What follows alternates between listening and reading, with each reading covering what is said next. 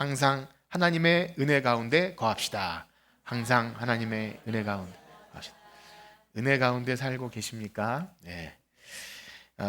우리 교회가 이번 주 함께 나눈 말씀은 사도행전 13장, 14장을 중심으로 하는 바울과 바나바의 제1차 선교 여행 그 이야기였습니다. 지도를 보여드려도 좋겠지만 금요기도회에서 잠깐 보여드렸는데요. 지도를 보면 훨씬 더 유익이 된다는 어떤 집사님 말씀하셨는데, 이 시간에는 그 각 곳의 내용이 아니라 이런 전체 13장, 14장 전체를 한 주 동안 보면서 바울이 참 강조한 말을 통해 왜 그것이 그렇게 중요한가를 살필 텐데요. 먼저 이런 선교와 관련된 본문을 대하게 될 때 우리는 각자 다양한 부분에서 적용점을 찾고 또 이렇게 교훈을 얻고 도전도 되고 그런 것이 있습니다. 대표적인 것이 그런 것이겠죠. 이 바울이 돌에 맞아 가면서까지 먼 거리를 배를 타고 걸어서 이렇게 복음 전하는 이 일은 여기서만 그친 것이 아니라 우리 이 조선 땅에도 복음이 전해질 때 정말 목숨을 걸고 배에서 내리면서 죽기도 하고, 내리자마자 복음도 못 전하고 그 아기가 죽기도 하고, 가족을 잃어버리는 왜 그래야 되는지도 모르는 그 사람들이 와서 이 말도 못 알아듣는 조선 사람들을 위해서 복음을 전했기 때문에 우리가 이렇게 오늘 예배 드리는 건 아니겠습니까? 이 불모지에 복음이 전해졌고, 그러다 보니까 우리 복음의 수혜자로서 우리가 이것을 듣고 이렇게 있을 수 없다라는 그런 도전과 감사와 기쁨과 이런 것을 강하게 느끼는 사람이 또 선교에 나가기도 하고, 또 짧지만 단기 선교에 동참하고 또 선교 운동도 하고, 이런 도전들이 있게 되는 거죠. 우리가 이제 와플 전도를 수요일로 하다가 이렇게 하는 것도 다 그런 맥락입니다. 수요일로 하게 되면 참여하시는 분 단 몇 분만 그들의 일로 생각하실까봐 아닙니다. 이것은 우리 온 교회가 해야 될 일입니다. 이런 도전도 좀 하기 위해서 하는 일들도 어찌 보면 그런 맥락일 수 있고요. 이제 그러다 보면 연습하다 보면 입술도 둔하고 또 이렇게 나는 못해라고 하다가도 또 이렇게 현장이 펼쳐지면 은사와 재능을 따라 섬기는 사람도 있고, 그래서 자꾸만 그런 동기부여를 하게 하는 거죠. 어떻습니까? 말씀을 읽을 때 여러분들에게 그런 선교나 전도 그런 도전들이 좀 있으십니까? 어떠신지 모르겠어요. 이런 말씀을 그냥 읽을 때 나는 그냥 예배만 잘 드릴래요. 저런 거는 특별한 사람만 하는 거예요 라고 여길 수도 있겠죠. 역시 이번에 겨울에도 필리핀에 단기 선교를 좀 가려고 계획하는데요. 가까운 곳에서도 복음을 전해야겠지만 이 복음의 특성이 벽을 넘는 거지 않습니까? 인종과 또 문화와 또 언어와 이런 것을 넘어서도 대화가 잘 되지 않아도 이상하게 한 예수님을 믿는 공동체가 거기도 있고 기쁨으로 예배하고 또 함께 협력해서 복음을 전하는 일들, 참 거기에 신비한 기쁨이 있음을 느끼게 됩니다. 안 나가면 모르는 신비한 기쁨이 있어요. 그러니까 예루살렘 교회처럼 그냥 굳게 문 걸어 잠그고 우리끼리 여기서 예배 잘 드리자 하는 것보다 훨씬 더 하나님께서 역사하심을 경험하게 된다는 것이죠. 참 좋은 도전이고 교훈이고 교회로서 마땅히 해야 할 그런 일입니다. 그런데 또한 반면에 이런 말씀을 들어도 말씀이 그런 것은 압니다. 알긴 아는데 선뜻 마음이 열리지 않고 괜히 부담만 돼요. 설교는 들었는데 도전을 했는데 부담만 돼요.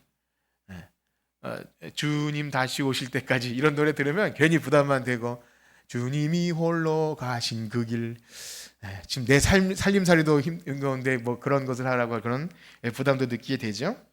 그런데요, 오늘 제가 여러분들에게 드리고 싶은 말씀은 우리가 바울처럼 복음의 열정을 가지고 뭐 선교를 하자 혹은 역동적으로 뭘 하자, 교회 일을 합시다, 십자가를 집시다, 이런 내용보다 좀 더 근본적인 내용을 좀 말씀드리고자 하는데요. 이런 것이죠. 우리는 과연 이 바울이 전한 은혜의 복음, 여기 오늘 반복되게 읽은 이 부분에 계속 반복되는 말이 있는데요. 바울이 하나님의 은혜에 붙어 있어라, 하나님의 은혜의 복음을 전한다, 이런 말이 반복되는데, 과연 우리는 그 하나님의 은혜의 복음을 무엇인지 알고 그것 때문에 그 동기부여가 되고 그래서 기쁘게 주님의 일을 감당하고 있는가, 이 근본적인 일을 좀 말씀드리고자 합니다. 그렇습니다. 우리가 한 주간 살펴본 사도행전 23장, 14장의 바울의 선교 내용을 보면 이 복음을 들은 사람의 이게 자꾸 권면하고 강조하는 바울의 말이 바로 하나님의 은혜의 복음이 그것이었습니다. 우리 아까 전에 읽은 말씀인데 한번 다시 읽어보겠는데요. 먼저 13장 43절을 한번 같이 읽어보겠습니다. 13장 43절 시작. 회당의 모임이 끝난 후에 유대인과 유대교에 입교한 경건한 사람들이 많이 바울 두 사도가 더불어 말하고 항상 하나님의 은혜 가운데 있으라 권하니라. 그러니까 잘 어떻게 보면 아는 내용일 수 있어요. 우리가 인사한 말로 은혜 많이 받으십시오. 은혜 가운데 있으십시오. 또 14장 4절을 한번 읽어볼까요? 14장 3절 14장 3절 시작. 두 사도가 오래 있어 주를 힘입어 담대히 말하니 주께서 그들의 손으로 표적과 기사를 행하게 하여 주사 자기 은혜의 말씀을 증언하시니. 그 모든 표적과 기사가 무엇을 전하기 위함이냐면 하나님의 은혜의 말씀, 은혜의 복음인 것이죠. 그리고 쭉 뛰어넘어서 바울이 이 에베소 교회 장로들에게 마지막 고별 설교를 하면서도 역시 그 유명한 바울의 자기 신앙 고백 같은 말씀에 이 은혜의 복음이라는 단어가 나오는데요. 우리 20장 24절인데 한번 같이 읽어보겠습니다. 20장 24절 시작. 내가 달려갈 길과 주 예수께 받은 사명 곧 하나님의 은혜의 복음을 증언하는 일을 마치려 하면은 나의 생명조차 조금도 귀한 것으로 여기지 아니하노라. 아멘. 바울이 전한 복음은 언제나 은혜의 복음이에요. 하나님의 은혜, 은혜의 복음. 사랑하는 성도 여러분, 은혜하면 어떻습니까? 은혜. 얼마나 좋은 거예요. 은혜가 된다. 찬양이 뭐 은혜롭습니다. 설교가 은혜가 됩니다. 혹은 뭐 은혜로 합시다. 다 기분 좋고 분위기 좋아지고 하는 것을 우리는 은혜라고 말하죠. 교회 안에서 우리가 그렇게 표현하는 것 괜찮은 일입니다. 참 좋은 일이에요. 물론 은혜는 좋은 것이 맞습니다. 왜냐하면 은혜라는 것은 자격 없는 자에게 베풀어 주시는 하나님의 선물, 호의, 그냥 바랄 수 없는, 아무것도 바랄 수 없는 중에. 그래서 웬 말인가, 웬 은혜인가, 나에게 왜 이런 은혜를 주십니까? 어메이징 그레이스잖아요. 정말 깜짝 놀라는 거죠. 그래서 좀 그런 말로 하면 공짜, 받을 자격이 없는데 돈도 지불하지 않았는데 그냥 주니까 여러분 좋은 거죠. 네, 그냥 준다니까 얼마나 좋습니까? 은혜. 그런데 피상적으로 보았을 때는 누구나 다 좋아하는 그런 것 같지만 진짜 성경이 말하는 하나님의 은혜의 복음, 바울이 전하고 있는 그 은혜의 복음이 무엇인지를 알면 알수록 사람은 본성적으로 이 은혜의 복음을 싫어합니다. 이게 무슨 말일까요? 왜 그 좋은 걸 싫어한다는 걸까요? 이것은 죄인은 본성적으로 하나님을 싫어하는 것과 맥락을 같이 합니다. 여러분 이 사실 아십니까? 본성적으로 사람은 하나님을 싫어한다는 것 아시나요? 네, 우리는 하나님을 믿고 있기 때문에 잘 느끼지 못할 수 있지만 로마서는 말씀합니다. 네, 사람은 그 누구도 하나님을 싫어합니다. 마음에 하나님을 싫어하는 것이 있습니다. 무엇을 보면 그거 알 수 있습니까? 아까 전에 읽은 이 13장, 14장의 바울이 사람들에게 은혜의 복음을 전하고 은혜를 강조하지만 그 13장, 14장 그 읽은 앞뒤 맥락에 보면 항상 이런 내용이 등장합니다. 우리 13장 44절에서 46절까지를 한번 읽겠습니다. 44절에서 46절 시작. 그 다음 안식일에는 온 시민이 거의 다 하나님의 말씀을 듣고자 하여 모이니 유대인들이 그 무리를 보고 시기가 가득하여 바울이 말한 것을 반박하고 비방하거늘 바울과 바나바가 담대히 말하여 이르되 하나님의 말씀을 마땅히 먼저 너희에게 전할 것이로되 너희가 그것을 버리고 영생을 얻기에 합당하지 않은 자로 자처하기로 우리가 이방인에게로 향하노라. 여기 무슨 일이 일어나냐면 너무 그 말씀이 좋아서 다음 안식일에도 그 말씀 해주세요. 그러니까 거의 온 시민들이 다 모인 겁니다. 그런데 그 은혜의 복음을 전해도 여기 보니까 시기가 가득하고 유대인들이죠.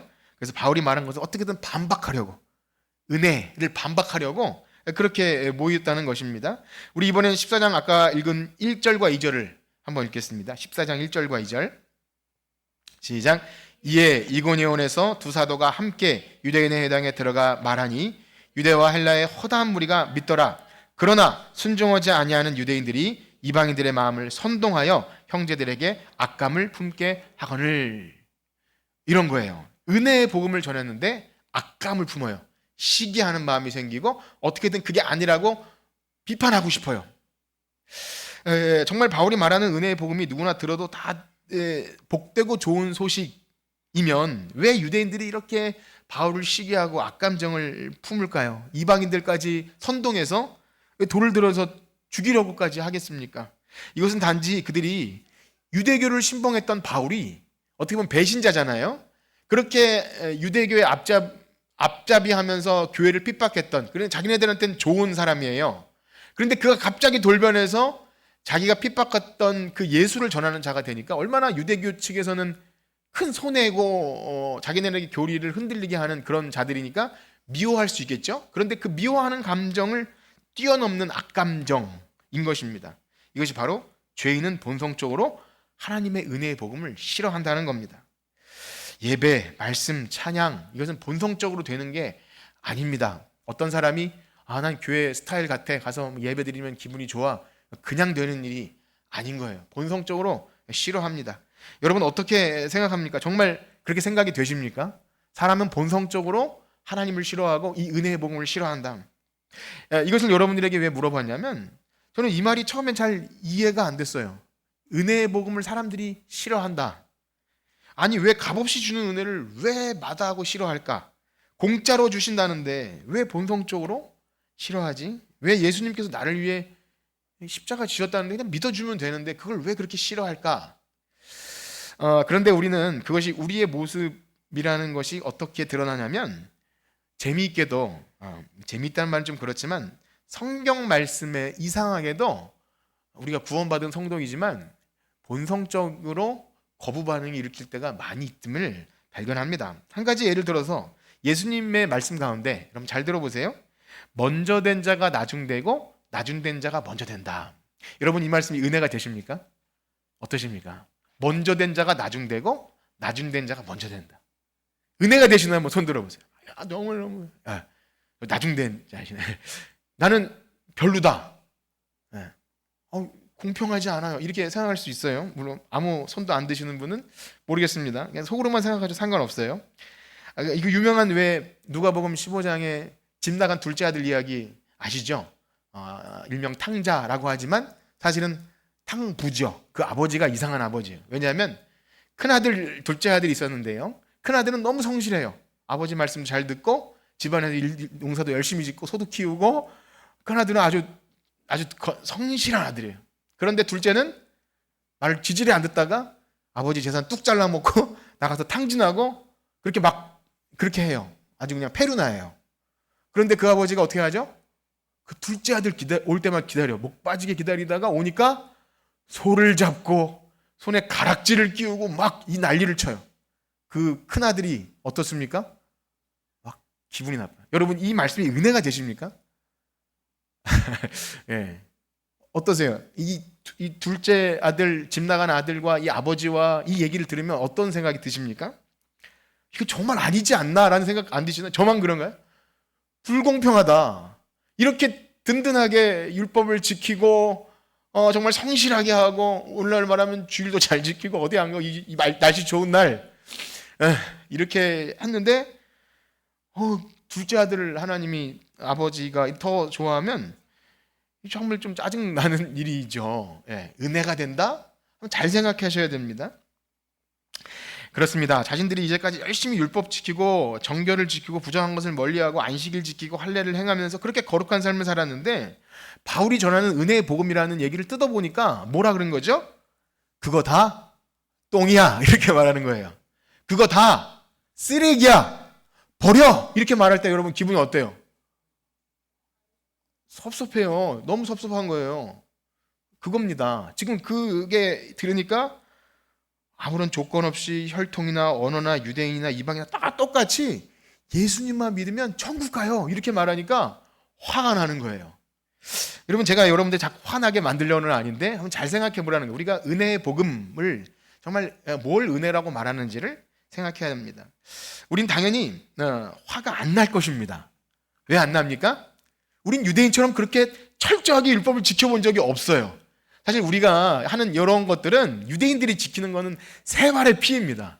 여러분 우리가 주일 과거엔 더 엄격하게 했잖아요. 돈도 안 쓰고 이렇게 주일날 뭐도 안 하고 이렇게 하는 걸로 진짜 철저히 엄격하게 지켰지만, 유대인들이 하는 것과는 비교조차 할 수 없어요. 그런데요, 우리는 유대인들도 아니지만 이상하게도 조금만 지나면 우리가 먼저 조금 교회 나오고 또 조금 오래 믿고 직분도 받고 내가 그래도 교회에서 좀 뭐라도 하잖아요. 유대인들보다 엄청나게 내가 큰아들보다 더 그렇게 된다는 거예요. 여러분 그런 경험 해보셨습니까? 안 해보셨습니까? 안 해보셨으면 사람이 아닌 거예요. 예, 이게 정상인 거예요. 그런 마음이 드는 거예요. 그래서 바울이 계속 안 하는 게 은혜에 머물러 하는 것이 바로 그것을 이 바울의 삶과 또 복음 전함과 이 모든 것 안에 거치는 것이 계속 있습니다. 이상하게도 은혜로 시작했다가 율법으로 마치고, 이상하게 우린 이방인이면서도 유대인 바리새인 흉내를 낸다는 거예요. 어설프게 유대인 바리새인 흉내를 내요. 그래서 이 은혜의 복음을 제대로 전하게 될 때 반드시 두 가지 반응이 일어나게 됩니다. 복음이 그런가 해서 아까 전에 한 분 정도 손 드신 것처럼 여전히 그거는 은혜일 수 있고요. 또 반대로 이 은혜의 복음이 뭔가 이상해, 거부하게 돼요. 오늘 새벽 말씀엔 거기다가 할례 정도는 덧붙여야 돼, 이렇게 말하는 겁니다.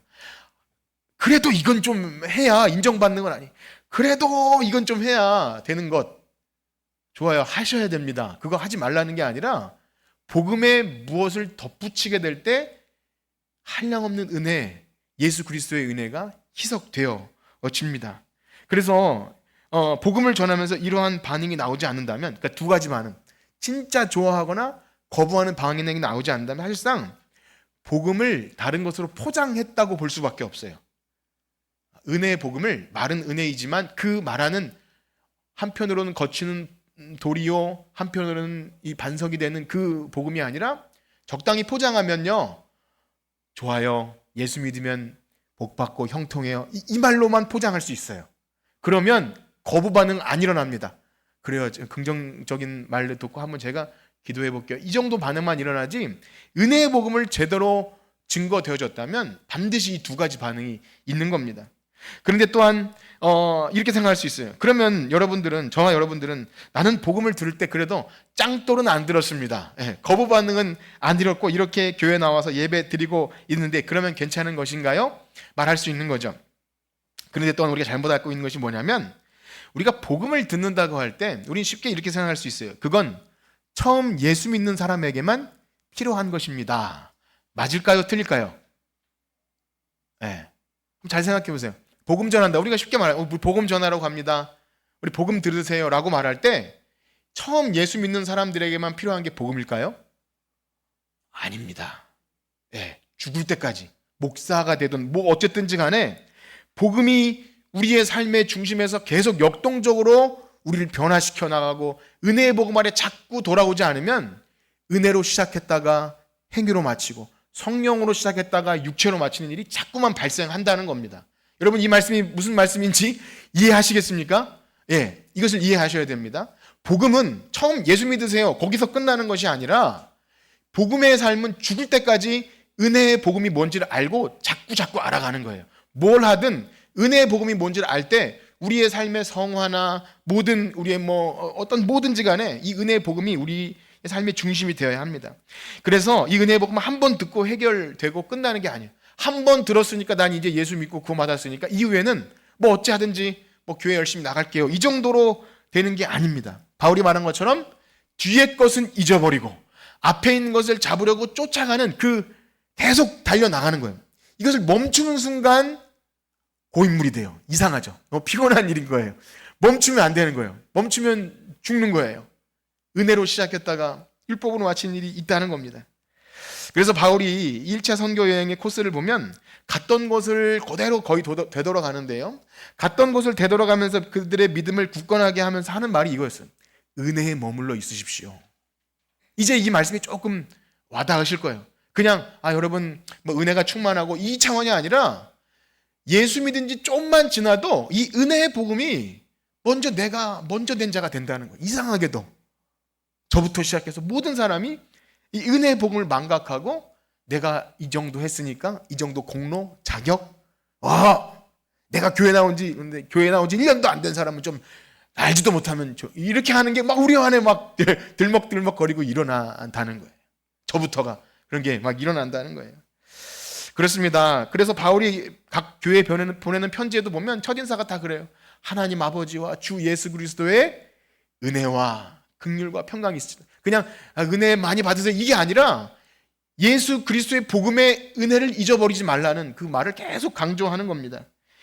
그렇습니다. 이 은혜의 복음은 바울이 목숨을 걸고 나의 생명보다 귀한 것으로 여기는 이 은혜의 복음은요, 예수님이 피 흘리면서까지 우리에게 주신 그 값없는, 받을 자격 없는 우리에게 주신 그 은혜인데, 그렇기 때문에 때로는 그 은혜를 무시하고 은혜를 어떻게 역행하고 복음에 뭘 섞는 사람, 그 유대인 바리새인처럼 행위와 공로나 자기 자격과 그 복음에 역행하는 자들을 보면 화가 나요.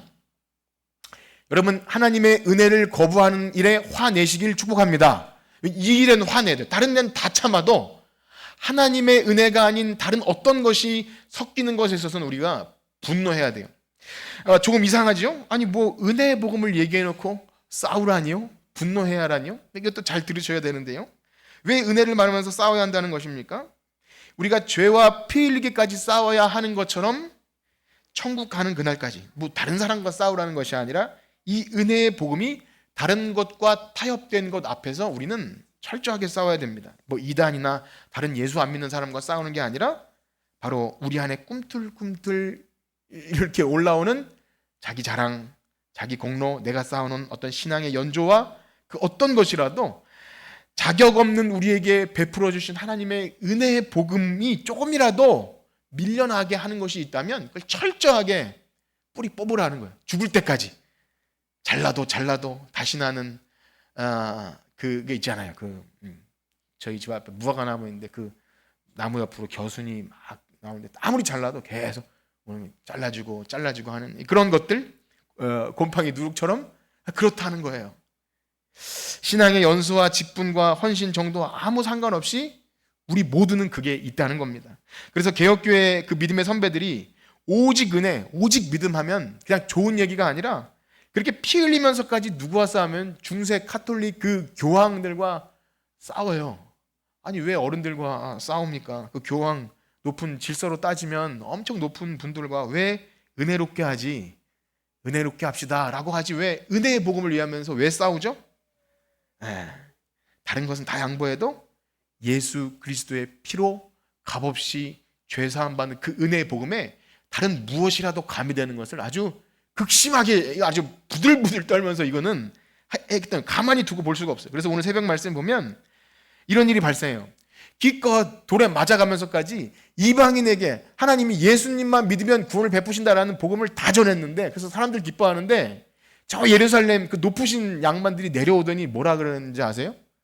똑똑똑 뚫린 다음 여러분 할례 받지 않으면 구원 못 받아요. 이런 헛소리를 짓거린 거예요. 이거 헛소리잖아요. 여러분 어떻습니까? 예수 잘 믿고 막 은혜 받았는데 이거 하셔야 구원 받습니다 라고 말하면 어떤 사람은 그런 것도 있네요 하고 좋아하는 사람 실제 있고 그렇다는 거예요. 그리고 어떤 사람들이 열심히 하면 우리도 저렇게 열심히 내야 돼 라고 말해요. 열심히 내지 말라는 말이 아닙니다. 그런데 그 마음 동기와 숨은 마음과 행위와 그 어떤 것들, 그래서 교회 안에서 변론이 일어납니다. 은혜의 복음을 말하는 그들 안에 변론, 말싸움이잖아요. 논쟁이잖아요. 여러분 교회 안에서 논쟁 벌어지는 거 싫잖아요. 그렇죠? 싸우면 안 됩니다. 그런데 뭘 싸울 게 있다면 이거예요. 하나님의 은혜의 복음을 가리우는 그 어떤 것이라도 싸워야 되는데요. 그렇다고 뭐 교회에서 재직회를 하고 싸우는 그 말은 절대 사실 그때 은혜의 복음 가지고 싸우는 일은 거의 없어요. 무엇입니까? 바로 우리 안에 일어나는, 우리 자신 안에 일어나는 은혜의 복음을 가리우는 어떤 사실 우리 내적인 싸움인 것이죠. 다행히 오늘 아침에 읽은 15장의 예루살렘 회의는요, 베드로가 중심을 잘 잡아줬어요. 왜냐하면 하나님이 베드로에게는 환상을 보여줬거든요. 그 고넬료의 집에 놀랍게 성령이 역사되지는 그 사건을 베드로에게 미리 보여줬기 때문에 잘 정리가 된 듯 했습니다. 그런데 그게 끝이 아니에요. 나중에 보면 갈라디아서 같은 데 보면 그렇게 이방인에게도 차별 없이 베풀어지는 은혜의 복음을 얘기해 놓고서도 어떤 일이 있었냐면 그 이방인 교회에서 맛있게 예배 마치고 식사를 해요. 우리처럼 맛있게 식사를 해요. 그런데 이방인들이에요. 근데 하는데 갑자기 유대인들이 한 무대기가 이렇게 오니까 베드로가 어떻게 했는지 아세요? 슬그머니 자리에서 일어나서 안 먹은 척 입을 싹 닫고 이렇게 한 거예요. 왜 그랬을까요? 유대인들이 보기에 저 베드로 사도 저 높은 양반이 저 이방인들하고 할례 없는 이방인들하고 식사했다고 비난받을까봐 비난받을 각오를 하지 못한 거예요. 복음을 위해 비난받을 각오를 포기하고 자기 체면을 지키다 보니 은혜의 복음에 자기 체면이 들어가 버린 거예요. 그러니까 바울이 그 베드로와 비교하면 엄청 베드로는 총회장이라면 사도 바울이 이제 갓 목사 안수 받은 사람인데 막 총회장한테 대고 어디서 이 베드로 사도에게 막 욕을 하면서 당신이 은혜의 복음을 전하는 자가 어찌 그런 짓을 할 수 있냐고 막 그래요. 버리장머리 없죠. 그런데 바울은 모든 사람에게 모든 일이 되고 나는 당신은 성도들보다 만물의 찢기 같은 사람이지만 이 은혜의 복음의 앞에서는 돌에 맞아 죽어도 타협할 수 없었던 거예요. 자기 의가 아닌 거죠. 왜냐하면 그를 살게 한 것이 은혜의 복음이었다는 것입니다. 그렇습니다. 사람은 누구나 은혜로 시작했다가 행위로 마쳐요. 그 누구나 예외 없이 성령으로 시작했다가 육체로 마치는 일이 있다는 겁니다. 그렇습니다.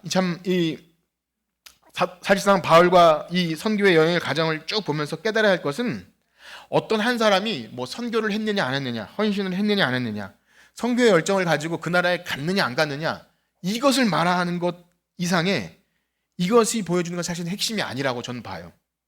그런 것도 다 필요하지만 그것보다 우리가 놓치지 말아야 할 핵심적인 일은 그 복음이 전해지는 전 과정에서 그가 진짜 하나님의 은혜의 복음을 알기 때문에 그 은혜에 대한 감사로 시작부터 과정과 결과까지도 하나님의 영광만 드러나고 있는가, 그것이 있어야 된다는 거예요. 반대로 말하면, 이것을 좀 이해하기 쉽게 반대로 말하면, 아무리 열정적으로 전도하고 큰 교회 건물을 짓고 사람들 많이 모으고 정말 큰 성과가 있어도 결국 거기에 내 이름과 내 공로와 내 자격이 은근히 배어버리면 다 꽝인 거예요. 하나님 앞에서 아무것도 아닌 거예요. 하나님만 못한 일이 돼버립니다. 무의미합니다. 아니, 무의미할 정도가 아니라 복음에 역행하는 일이 되는 거예요. 아니, 이렇게 생각할 수 있어요. 아니, 그래도 교회 다니면서 전도 한 번 안 하고 성교 한 번 안 나간 사람보다 어쨌든 그래도 한 사람이 더 나은 것 아닙니까? 라고 말할 수 있어요. 그런데 그 숨은 과정과 동기까지도 철저하게 그렇게 말하는 것은 너무 가혹한 것 아닙니까? 충성하게 그래도 봉사한 사람에게 너무 그 숨은 동기까지도 생각해야 된다는 말은 좀 가혹하지 않습니까? 라고 의문을 가질지 모르겠습니다. 그러나 그렇지 않습니다. 바나바와 바울이 선교여행을 하는 가운데 이런 일이 있었어요. 그러니까 루스드라에서 선천성 장애인을 고쳐주는 일이 발생합니다. 그러니까 그 마을 사람들이, 와, 바울은 헤르메스 신이고 바나바는 제우스 신이다. 그 당시에 그리스 로마 신화에 나오는 그 신이다 하고 막 경배하고 소를 잡고 제사를 지내야 할 때 바나바와 바울이 어떻게 하죠? 펄쩍 뛰면서 막 옷을 찢고 난리를 쳐요. 적당히 말려도 되는데 아주 과도하게 난리를 쳐요. 그렇게 한 게 은혜의 복음이에요. 왜냐? 조금이라도 우리가 한 일은 하나님이 하신 거지 우리에게 나온 것이 아닙니다를 강조해야 했어요. 그 복음을 전하는 그 자리에서. 그런데 만약에 그렇지 않고 어떤 유명한 목사님이 막 병이 낫고 은사가 나갔는데 온전히 하나님의 영광을 돌리지 않고 은근히 내가 높아지거나 그걸 통해서 뭐 다른 어떤 것이 생기면 복음에 역행하는 것이다. 하나님 앞에 섰을 때 주여 주여 하면서 내 이름으로 귀신을 쫓고 뭔 별짓거리를 다 해도 난 널 모른다라고 말씀하시는 게 그거예요. 은혜의 복음에 역행하는 일을 했기 때문인 것입니다. 이건 사실 그래서 목사님들이 더 주의해야 하고 무서운, 두렵고 떨리는 일인 것이죠. 그렇습니다. 만약 바울과 바나바가 그 은혜를 망각하고 자신들이 조금이라도 높아지려 했다면 그러면 그렇게 핍박 안 당했을 거예요. 사람들은 우상시하는 거 좋아합니다. 지금 이단 교주나 이런 사람들을 감옥에 갇혔어도 얼마나 사람들이 좋아하는지 몰라요. 감옥에 갇혀 있고 뭐 검찰에서 뭐 이렇게 뭐 실제 실형을 받아도 스스로 우상된 사람들 결코 그냥 그렇게 안 버려요. 그런데 오히려 자신을 낮추고 나는 아무것도 아닙니다. 그렇게 하면 우습게 보고 돌 던지고 그렇게 합니다. 그러니까 그게 타협할 수밖에 없는 거예요. 조금 그래도 목사님은 조금 사람들 앞에서 이런 말씀을 반짝반짝하고 좀 이렇게 빛나고 해야 사람들은 그래야 좋은 목사님, 우리 목사님 훌륭하다고 말할 수 있는데 그건 굉장히 위험한 일이 겁니다. 저를 너무 사랑하지 마십시오. 저를 너무나 높이지 말기를. 저 뭐 그러신 분 별로 안 계시지만 저를 반짝반짝하지 않게 도와주십시오. 제가 좀 못하면 너그럽게 봐주시고 그렇게 했으면 좋겠습니다. 왜냐하면 저도 은혜로 하는 사람이지, 예, 조금이라도 제가 뭘 이렇게 하려고 하면 금방 저는 제 풀에 지칩니다. 예. 힘으로 안 되고 능으로 안 되니 하나님의 영으로 된다는 것을 뼈저리게 경험하긴 사람이기 때문에 감사한 거예요. 그래서 신기하게도 자신을 낮추고 하나님의 은혜를 경험하게 될 때 돌맞는 일이 있어요. 무시당하기도 하고 뭐 그럽니다. 그런데요, 그렇게 돌맞고 기적적으로 살아 돌아온 바울이 또 뭐라고 얘기하냐면, 우리 14장 22절 말씀 한번 볼까요? 14장 22절 시작. 제자들의 마음을 굳게 하여 이 믿음에 머물러 있으라. 하나님의 나라에 들어가려면 많은 환난을 겪어야 할 것이라 하고. 여러분, 이게 말이 됩니까? 예수 잘 믿으세요라고 말하는데 돌에 엄청 막 쳐맞고 와가지고 피 막 멍 물리면 더 많은 고난을 받아야 합니다. 아마 학을 띄고 이제 교회 처음 나온 지 얼마 안 된 사람은 나는 교회 안 나올래요 라고 말할 수 있을지도 몰라요. 천국에 들어가려면 저보다 돌에 더 훈장입니다. 이게 더 멍들었는데 다리 하나 쩔룩쩔룩 해야 됩니다 라고 말하면 이 복음, 은혜의 복음 이겠느냐고요? 근데 이게 은혜의 복음이라는 거예요. 그러니까 싫어해요. 처음에는 저 사람 대단하다 하다가 실제 은혜의 복음이 뭔지, 십자가의 복음이 뭔지 실제 들어가 보면 싫어요. 거부할 수밖에 없어요. 차라리 뭐라도 이런 저런 것 하면 된다고 말하는 게 훨씬 편해요. 단순하게 사람들은 모르니까 그냥 요렇게 몇 가지 하십시오. 그러면 믿음 있는 거니까 천국 갑니다 라고 말하는 걸 훨씬 좋아하고요. 그게 편해요. 그런데 이렇게 말하는 건 싫어합니다. 그렇습니다. 바울이 그렇게 은혜의 복음을 이야기하면 또 그 옆에 있는 사람들은 바울을 좋아할까요? 존경하고 막 사랑할까요? 바울은 너무 외로웠던 것 같아요. 우리 안디옥 교회에서 선교사를 파송하기 위해 금식 기도하면서 처음에 파송할 때 누구와 누구를 보내죠? 밭이에요. 둘 다 밭인데 한 명은 바울이고 바나바예요. 처음엔 바울의 이름이 바뀐 게 아니라 사실은 로마식 이름, 헬라식 이름 뭐 그런데 어쨌든 처음엔 대표가 바나바였어요. 그리고 저 꼬트머리에 사울, 바울의 이름이 있었습니다. 근데 실제 현장에 나가 보니까 바울이 막 능력이 나가고 막 박수 엘루마나 막 호통을 치니까 이게 흐름이 바뀌어 버렸어요. 바울이 성도팀의 대표가 되어 버린 겁니다. 사실 하나님이 왜 그렇게 하신 것입니까? 바울이 막 잘나거나 탁월한 게 아니라 바울은 교보제예요. 예수님을 핍박하던 그 엄청난 죄인이 돌아와서 은혜를 얘기하니까 이게 그냥 그 삶 자체가 은혜이죠. 그래서 간증이 있는 건 참 좋은 것 같아요. 어제도 강습회 갔더니 그러시더라고요. 담배 펴본 사람이 담배 피는 학생들 좀 얘기하기 쉽고 세상에서 잘 놀아본 목사님이 또 목회를 잘한다고 그런 얘기도 합니다. 어느 정도 참 괜찮은 일 같아요. 저는 뭐 그렇게 놀아보질 않았으면 잘 못하는가 싶기도 한데요. 어쨌든 그런 게 있어요. 바울은 엄청 교회를 핍박하던 사람이기에 그 삶 자체가 그냥 은혜잖아요. 이론적으로 말하지 않아도 말은 좀 둔해도 그냥 저를 보세요.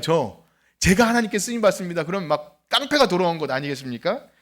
그럼에도 불구하고 교회에 늦게 들어온 바울, 원래는 교회를 핍박하던 괴수가 이제는 복음 최전선의 은혜를 말하게 될 때 주변 사람들은 싫어했을 것 같아요. 특별히 거기서 마가 요한이 집에 돌아가는데요. 성경에는 왜 돌아갔는지 정확히 기록되지 않았지만 저는 이렇게 생각이 됩니다. 마가의 삼촌이 바나바예요. 교회에서는 대빵이에요. 헌신도 많이 하고요. 바울도 바나바가 데려왔어요. 그럼 바나바는 진짜 엄청난 큰 사람이에요. 그런데 주도권이 바울로 바뀌니까 여러분이 마가 요한이라고 한번 생각해 보세요. 그 빙이 한번 생각해 보세요. 우리 삼촌이 여기 대빵인데 갑자기 어디서 듣도 보도 못한 굴러온돌이 왜 이렇게 나대고 다니지? 그런 느낌이 들었다고 나중에 천국 가서 물어봐야겠지만 그랬을 것 같아요. 그래서 돌아갑니다. 나중에 바울과 바나바도 마가 때문에 대판 싸워요. 저 마가를 데려가야 할지 말아야 할지 가지고 대판 싸워요. 왜 은혜의 복음을 얘기하면서 이런 일이 왜 있는 것입니까? 원래 그렇다는 거예요. 옆에 있는 분들과 인사합시다. 원래 그런 겁니다. 예. 은혜의 복음이라고 말할 때 은혜롭습니다. 문제 안 일어나야 됩니다. 은혜롭게 합시다가 아니라 은혜의 복음을 말할수록 거치는 게 있고요. 시험 들 일이 있고요. 미워함 당한 일이 있다는 거예요. 이것도 우리가 알아야 합니다. 그래서 은혜의 복음을 말하는 것, 그렇게 은혜로 산다는 것, 그리고 은혜의 원리가 작동하는 교회 안에는 일반 상식 원리가 작동하지 않을 때가 있어요. 종종 일어나요. 먼저 된 자가 나중 되는 것 같고 굴러온 돌이 박힌 돌을 빼는 것 같은 일이 때때로 있어요. 은혜의 복음을 이야기하는 모든 것은 사람들로부터 다 환영받는 것이 아니라는 것이 드러납니다. 이제 들어보니까 좀 아시겠죠? 왜 은혜의 복음을 사람들이 거부하는가? 그럴 수밖에 없어요. 가만히 들어보면 우리의 성정에 맞지 않아요. 우린 차라리 인과관계가 차라리 나아요. 열심히 하면 복 받는 게 차라리 나아요. 저렇게 열심히 안 한 사람은 복 안 주고 나처럼 열심히 한 사람에게 복 주는 게 훨씬 더 나아요. 여러분 열심히 하시는 분들이니까 그게 더 합리적이에요. 그런데 은혜의 복음이 그렇지 않다는 거예요. 그러니까 화가 나요. 그런데 자꾸 우리를 깎아지게 합니다. 말씀이 우리를 깎아지게 참 신기합니다. 그렇습니다. 자꾸 먼저 된 자, 자격, 공로, 행위. 그러면 은혜의 복음을 얘기하다 보면 그것이 무가치하다는 말이 들려줄 수밖에 없어요. 바울이 말한 것처럼 그런 건 다 배설물입니다. 그렇게 설교해야 돼요. 그러면 열심히 하는 사람들은 아멘! 은혜 받는 확률이 너무 낮아요. 저도 그래요. 여러분들 안 그렇겠습니까? 내가 이렇게 열심히 했는데 이거 다 똥이라고? 그래서 성경 속에서 탕자의 비유의 큰아들 비유처럼 자기는 이렇게 잘했는데 집 나갔다 돌아온 둘째 아들을 사랑해주는 그 아버지를 대해서 원망할 수밖에 없어요. 그리고 이런 설교를 듣게 되면 우리의 죄성이 발동을 합니다. 그래? 그렇게 망나니처럼 충성도 안 하고 헌신도 안 하는데 은혜로 받아주신다면 나도 이제부터 안 해도 되겠네 라고 되는 거예요. 여러분 그런 마음 들어보신 적 있죠? 저도 있기 때문에 그런 거예요. 그러면 내가 뭘 이렇게 열심히 신앙생활에 좀 놀다 오지 라는 마음이 들 수 있어요. 성경은 뭐라고 하죠? 은혜를 더하게 하려고 죄에 거하겠느냐? 그럴 수 없느니라. 은혜를 더하게, 은혜의 복음을 더하게 하려고 죄에 거하겠느냐? 이 마음이 들었다는 것 자체가 뭐죠? 내가 은혜로 한 게 아니라는 것을 방증해 주는 거예요. 나는 이렇게 열심히 하면 내 자격, 보상, 내 열심을 하나님이 더 크게 인정해 주실 거야. 그게 나쁘다는 게 아니에요. 그게 은근히 은혜의 복음을 까먹는다는 거예요. 이해가 되십니까? 우리 개혁교회 신앙은 이 은혜의 복음이에요. 이것을 여러분들이 좀 잘 아셨으면, 정리하셨으면 좋겠어요. 뭐가 은혜의 복음인지, 왜 은혜가 드러나기 위해선 이것들을 배설물처럼 버릴 이 연습이 계속 되어야 되는지가 계속 나야 합니다. 물론 처음부터 그런 사람은 없습니다. 그러나 갈라디아에서 뭐라고 말하죠?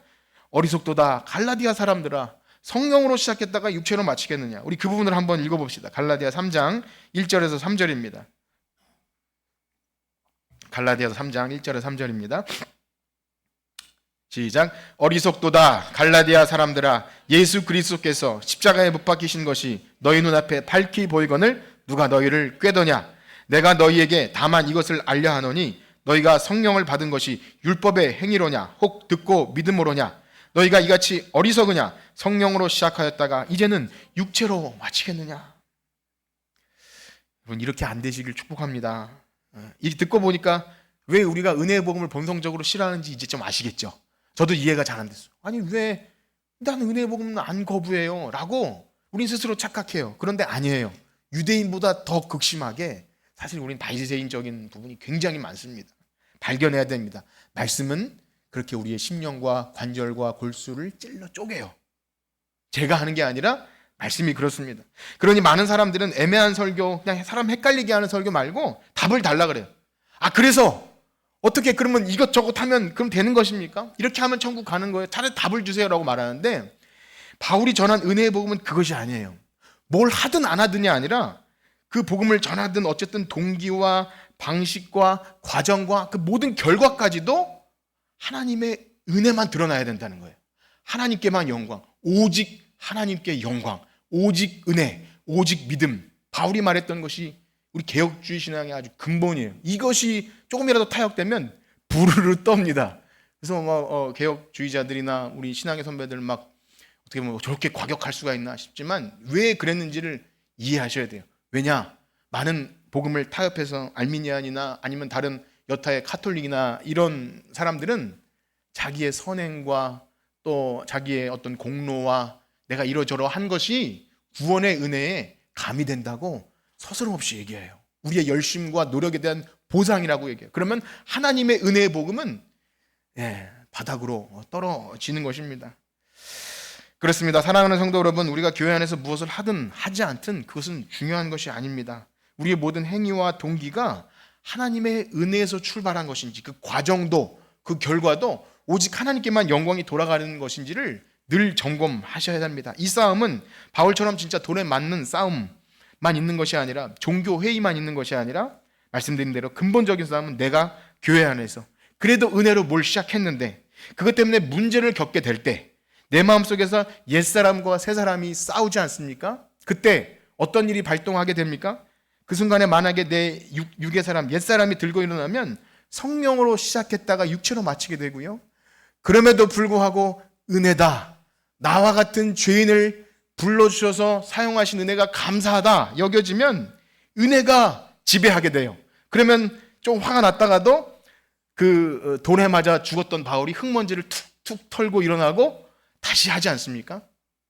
그런 은혜가 있기를 축복합니다. 이게 부활의 은혜예요. 부활의 은혜. 부활의 은혜를 미리 경험해요. 나는 죽었고 그리스도께서 내 안에 사시기 때문에, 이 은혜 때문에 애매한 소리 듣고 열받아도 한다. 어떻게 인사를 할지 잘 생각이 안 나서 옆에 있는 인사는 하지 마십시오.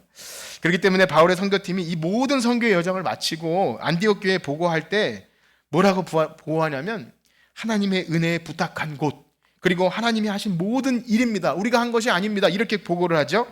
우리 14장 26절에서 28절까지 읽고 마칠 텐데요. 26절에서 28절입니다. 시작. 거기서 배 타고 두 사도가 이룬 그 일을 위하여 전에 하나님의 은혜에 부탁하던 곳이라. 그들이 이르러 교회를 모아 하나님의 함께 행하신 모든 일과 이방인들에게 믿음의 문을 여신 것을 보고하고 제자들과 함께 오래 있으니라. 아멘. 너무 감사하지 않습니까? 다 와서 내가 이러저러한 일을 하고 선교 보고하고 와 이런 일을 했는데 이 모든 일은 하나님께서 하신 일입니다. 우리가 한 게 아니라 하나님이 하신 일입니다. 이렇게 해야 되는 거예요. 이게 그냥 굉장히 겸양을 떨고 상투적인 그게 아니에요. 그냥 그 삶 자체. 왜냐하면 바울이 만신창이가 되어 있기 때문에 그 삶 자체가 은혜인 것이죠. 사랑하는 성도 여러분, 우리가 가는 천국길에 이제 철로 역정, 이번 수련회 철로 역정을 하면서 좀 다시 한번 자료를 찾는데 결코 편안하지 않아요. 좁은 문부터 들어가요. 좁은 문. 철로 역정 거기 필그림 하우스에 가면 좁은 문으로 들어가는데요. 들어가면 유혹자들이 있어요. 고달파요.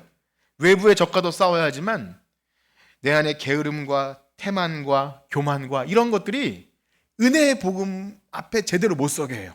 이상해요. 조금 뭐 어떻게 하려고 하면 율법주의로 빠지게 되고요. 조금 은혜를 강조하다 보면 나태함에 빠지게 돼요. 참 이 은혜의 복음이라는 게 굉장히 너무 귀하면서도 천국 가는 그 길이 어렵습니다. 좁은 문이어야 되고. 그러나 사랑하는 성도 여러분, 걱정하지 마십시오.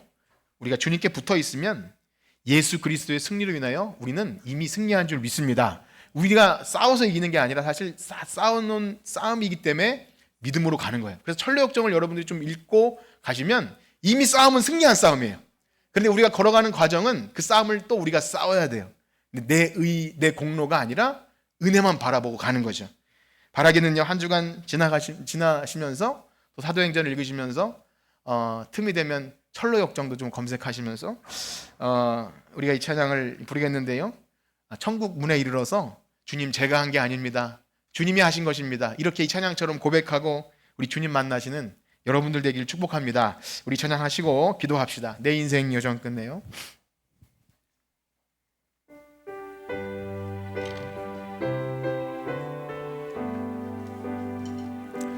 내 인생 여정 끝내요. 강 건너 언덕 이를 때 하늘을 향해 말하리. 예수 인도하셨네. 예수 인도하셨네. 아멘. 매일 발걸음마다, 매일 발걸음마다 예수 인도하시네. 나의 무거운 죄 짐을 모두 벗고 하는 말, 예수 인도하시네. 아멘. 이것이 길 인생을 허덕이면서 갈 때, 허덕이면서 갈 때 시험과 환난 많으나 시험과 환난 많으나 우리 예수님 인도하십니다. 예수 인도하시네. 아멘. 매일 발걸음마다 매일 발걸음마다 예수 인도하시네. 나의 무거운 죄짐을 모두 벗고 하는 말 예수 인도하셨네. 내 밟은 발걸음마다 주 예수 보살피시사 주 예수 보살피시사 승리의 개가 부르며 승리의 개가 부르며 주를 찬송하리라. 주를 찬송. 아멘. 매일 발걸음마다 매일 발걸음마다 예수 인도하시네. 나의 무거운 죄짐을 모두 벗고 하는 말 예수 인도하셨네. 아멘. 우리 들으신 말씀 가지고 기도합니다. 우리가 예수님을 잘 믿는다고 할 때 일이 형통하고 술술 잘 풀리는 것보다 때로는 막히는 것이 하나님의 은혜를 더 구하게 만들물 목사인 저 자신이 더 많이 경험합니다. 하나님 주님보다 앞서지 않도록 성령님보다 앞서지 않도록 늘 은혜만 구하게 하시고 내가 무엇을 했다 내 자랑과 내가 뭘 했다고 나타내는 것이 얼마나 하나님의 은혜를 가리는 줄 알고 이 부족한 목사로부터 모든 우리 귀한 성도들이 하나님의 은혜만 구하는 교회, 성령이 충만한 교회, 오직 하나님께만 영광 돌리는 그런 교회 되게 하여 주시옵소서. 우리 다 같이 그렇게 기도합니다. 하나님 아버지, 우리에게 성령 주심을 감사합니다. 새 마음 새 영 주시니 감사합니다. 우리에게 하나님의 은혜를 알게 하시니 감사합니다. 그 은혜를 우리가 망각하지 않도록 하여 주시옵소서. 우리의 매일 발걸음마다 하나님이 함께하지 않으면 우리는 뒤뚱뒤뚱거립니다. 내가 뭘 했는 줄 알고 내 잘난 것에 내 공로 내 자랑 하나님 앞에 다른 어떤 은혜를 얘기합니다. 주님 용서하여 주시옵소서. 하나님의 은혜만 구하게 하시고 하나님 내가 무엇을 했다고 말할 수 있는 그런 하나라도 그런 싹이 있다면 잘라내버리게 하시고 주님께서 막아주시고 주님께서 하나님 해결하여 주시옵소서. 주님 그러한 마음을 다 내려놓고 오직 하나님께만 영광 하나님의 은혜 하나님의 영광만 구할 때 우리가 천국 가는 그날까지 오직 승리하신 예수님만 붙들고 가게 하여 주시옵소서. 그 은혜만 구하오니 우리 사랑하는 성도들이 한 주간 살아가는 동안도 삶의 걸음걸음마다 오직 예수 인도하셨네.